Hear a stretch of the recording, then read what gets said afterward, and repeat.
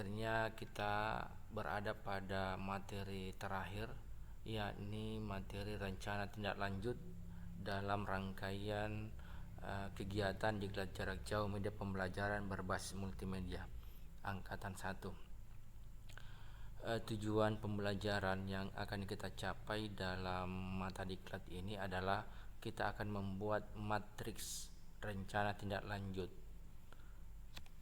Dalam membuat matriks rencana tindak lanjut ini, Bapak Ibu perhatikan pengertian dari rencana tindak lanjut adalah rencana kegiatan yang harus dilakukan pada tahap berikutnya, yakni setelah materi-materi inti Bapak Ibu peroleh dan dinyatakan dalam suatu rangkaian kegiatan yang berkelanjutan. Jadi setelah matriks itu kita selesaikan dalam diklat ini, yang terpenting adalah bagaimana dari rangkaian kegiatan dari matriks itu kita aplikasikan di madrasah kita masing-masing. Nah, di sini sangat mendukung materi ini Bapak Ibu dapat mengaplikasikannya di masa pandemi COVID-19 ini, di mana mengharuskan kita antara guru dan peserta didik berada masing-masing di rumahnya.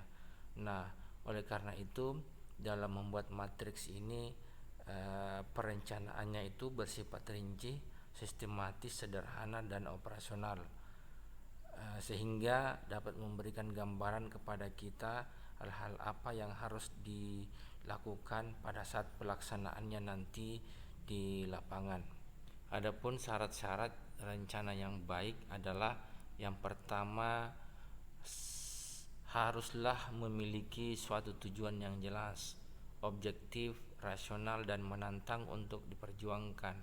Jadi tujuannya adalah Bapak Ibu harus membuat Google Classroom dan Google Site, ya, serta mendiseminasi materi-materi tersebut secara online kepada guru-guru atau teman sejawat. Kemudian rencana itu harus mudah dipahami dalam menafsirkannya. Kemudian yang ketiga, rencana harus mudah dipakai sebagai pedoman untuk tindak ekonomis rasional.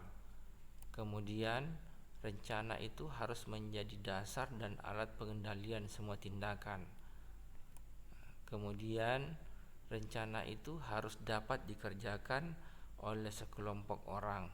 Jadi sekelompok orang di sini ada orang-orang di sekeliling kita, di madrasah kita, yang dapat membantu kita dalam mensukseskan rencana tindak lanjut ini. Apakah kepala madrasah, teman sejawat, atau ada suara sendiri bisa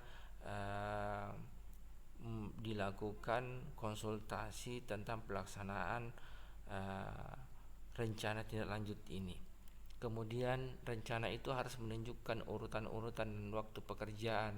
Jadi harus jelas tahapan-tahapannya, baik waktu kapan kita laksanakan, misalkan tanggal sekian apa yang harus dilakukan, kemudian tanggal berikutnya apa yang harus dilakukan, sampai selesainya matriks, sampai selesainya rencana tindak lanjut ini yang kita buat.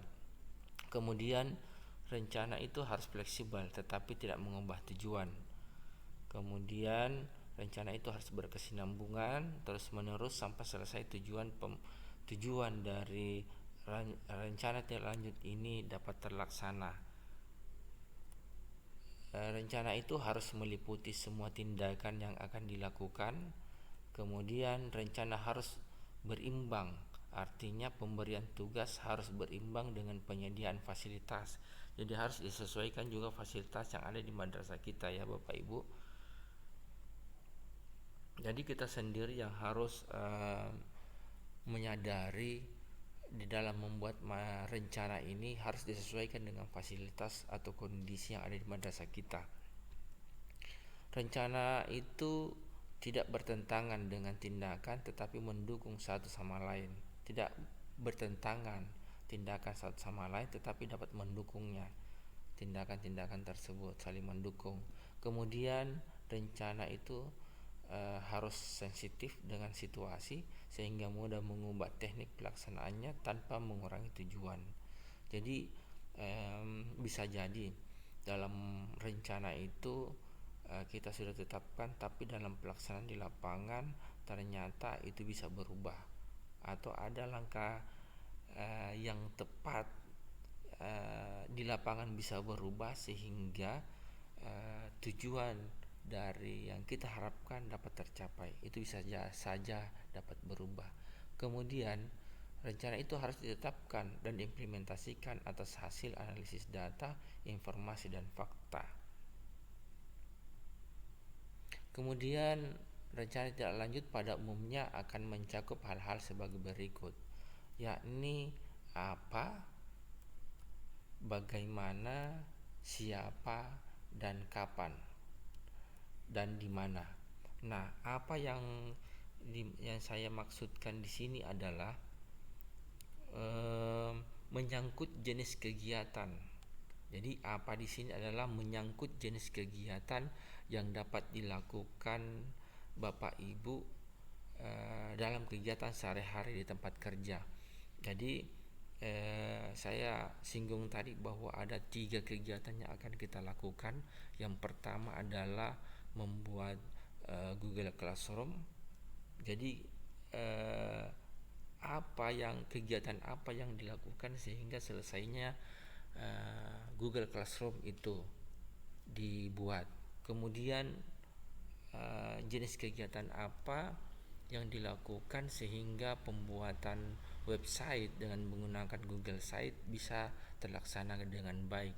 Dan kemudian yang ketiga adalah jenis kegiatan apa yang harus Bapak Ibu lakukan sehingga diseminasi tentang materi-materi ajar yang Bapak Ibu peroleh dalam diklat ini bisa tersampaikan kepada rekan-rekan guru yang lain.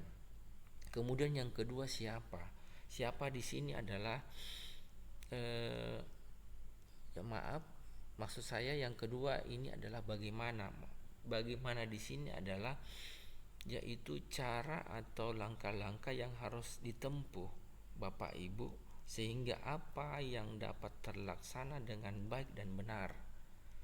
Jadi cara atau langkah-langkahnya yang harus ditempuh supaya dapat terlaksana dengan baik dan sesuai dengan tujuan yang diharapkan.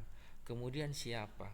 Siapa di sini adalah maksudnya menyebutkan pihak terkait, apakah kepala madrasah kita, guru, widaswara, dan siapa saja yang harus dan perlu dilibatkan dalam melakukan kegiatan tindak lanjut ini.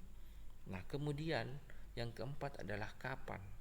Nah, di sini adalah menjelaskan dan menguraikan tentang batasan waktu kapan akan dimulai. Tentunya kita harus mengambil waktu setelah diklat ini selesai.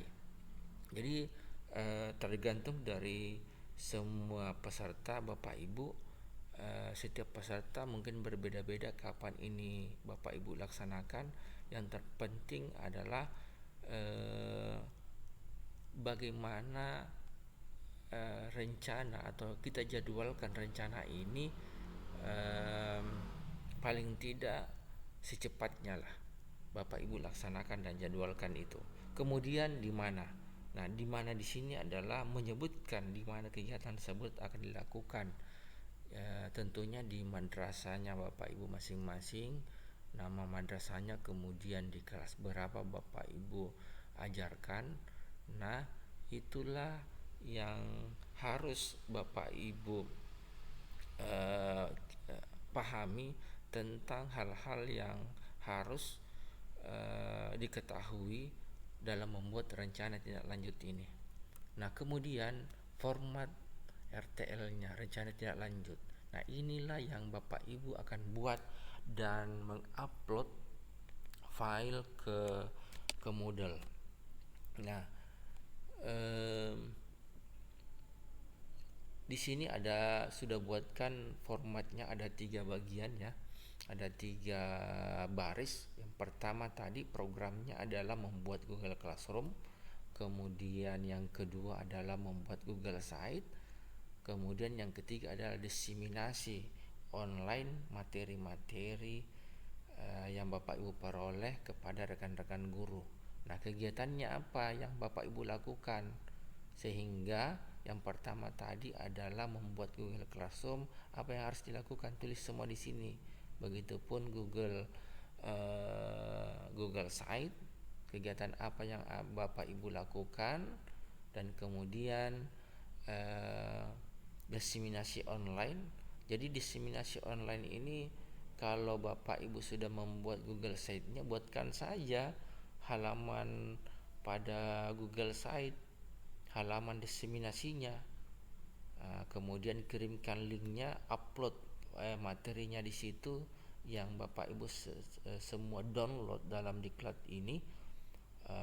Cukup mungkin Google Classroom, video-videonya, materinya, bahan tayangnya, kemudian pembuatan Google Site, simpan di situ.